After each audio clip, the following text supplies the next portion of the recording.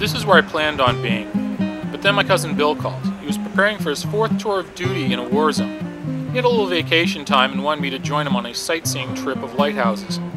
Even though I'm not a big fan of lighthouses, I said yes. I mean, it was 3 days to hang out. Who knows when we'd have that opportunity again? I can watch movies later.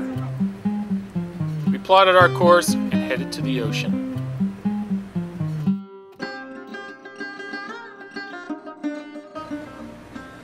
Bill's known me as long as I've been alive. He keeps telling me on this trip stories about me as a kid in Arizona and when we'd come up and visit him in Boston and stuff. And I have no memory. I have no memory of any of these incidents he's telling me about, so I'm just going to blame it on growing up in the 60s.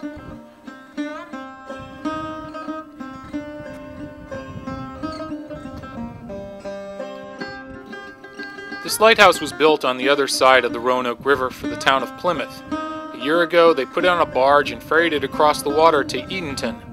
They'll be restoring and converting the lighthouse into a maritime center. The Fresnel lamp and warning bell are stashed away in a nearby museum. We were hungry for lunch, so we didn't go stare at them.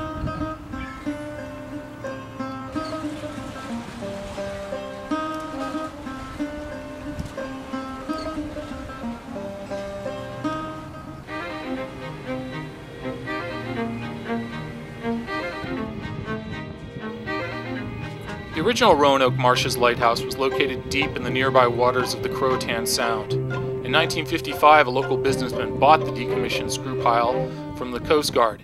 It was cut from the foundation and placed on a barge. The sea got rough, and the lighthouse fell overboard. Freakish to think of a lighthouse sinking to the bottom of the Sound. How do you report that to the Coast Guard? Do you Morse code a SO Lighthouse? This had to be a revenge killing. After all those years of saving ships, the water claimed its rival. When we were kids, our moms took us to see the Marconi station on Cape Cod. The towers were long gone. The concrete footings that hadn't fallen in the ocean were all that remained. It was quite disappointing, but I think it was supposed to be educational.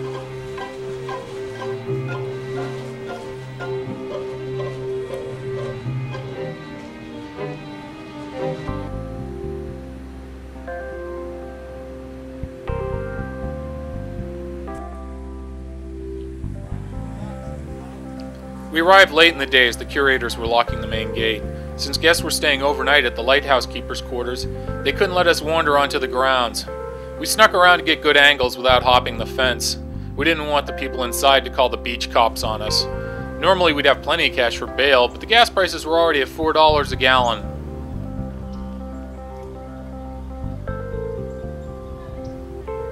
We're approaching my Terrence Malick moment. Let's just enjoy the following soothing images of nature together.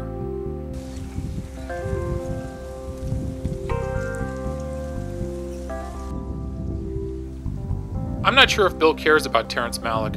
We didn't talk about the obtuse director during dinner. In case you're wondering about our meal, we got crabs at Dirty Dick's. Afterwards we went to Hooters for beers and were ignored by our waitress. She was too busy flirting with the manager.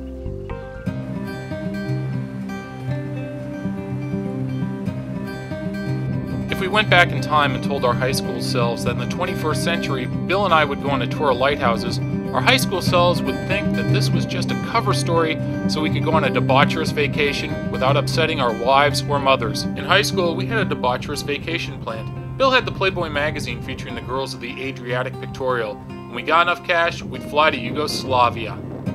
Unfortunately, the Balkans exploded. We abandoned our college road trip. Bill's first war zone tour of duty was in Bosnia. He made it down to the Adriatic. The charming nudist beaches were battle-ravaged. He didn't see any of the women that posed in Playboy sunning themselves in the sand amongst the twisted metal. The first victim of genocide is the dreams of youth.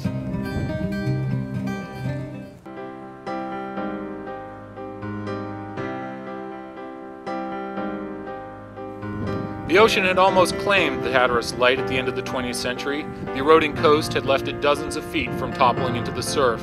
It almost became another victim of the graveyard of the Atlantic. In the summer of 1999, a group of house movers lifted it up and brought it half a mile inland to this new location. Nature has reclaimed the transit road. Now it looks like it always belonged here.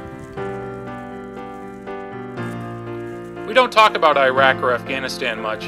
I joke with Bill that they're the Baptist versions of Vietnam. No booze, no drugs, no whores, no dancing. Where's the fun in that? Most of the war stories we swap are episodes of Hogan's Heroes.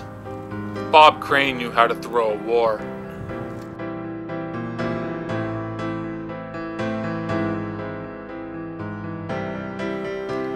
While staring at the Cape Hatteras light, I keep thinking of Bob Elliott's segments in the book Daddy's Boy, where he spoke about the lighthouse. I dedicate this moment to Bob Elliott, and Ray, and even Bob's son Chris, who wrote the rest of the book. We can't spend too much time here because we have to catch a ferry to our next destination.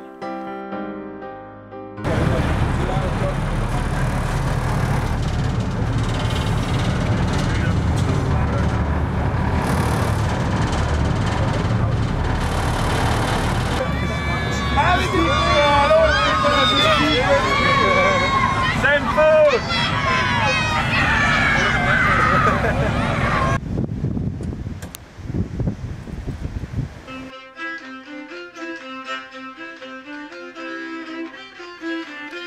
Ocracoke Light is so small they ought to drill a hole in the door so it can be used as the 18th hole of a putt-putt course. I mean, it's practically a lawn ornament. I'd make sure Bill didn't lean against it and knock it over.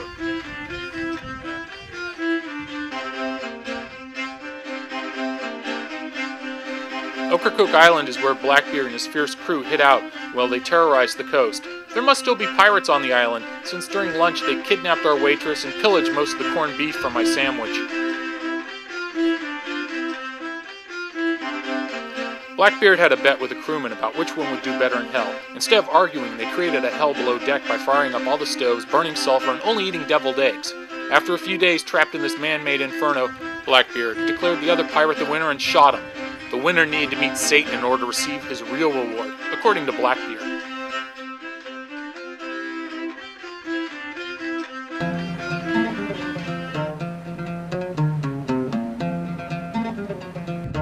A thick fog covered our final day. The shuttle boat captain wasn't sure if it'd lift. The week before, I wouldn't have cared, but that moment I had to finish the mission. We couldn't go home a lighthouse short. We spent 2 hours staring into the horizon, hoping for a break. Luckily, the pea soup thinned up, and we set sail to see the final light.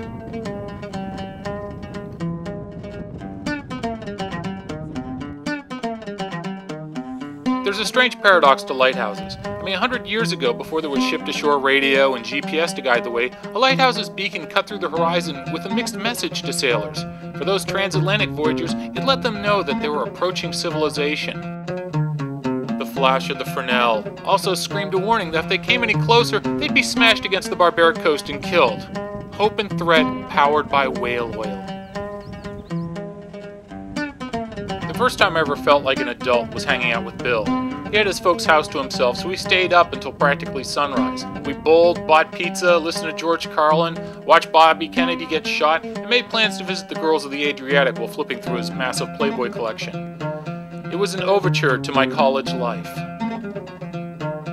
That morning, Dad showed up to take us to Scituate. Bill and I kept hearing the constant nag of my father, going on about how we should have gone to bed at a decent hour. But Dad was so wrong. We didn't do anything that day at the beach worth being fully awake. The best things in life happen after bedtime.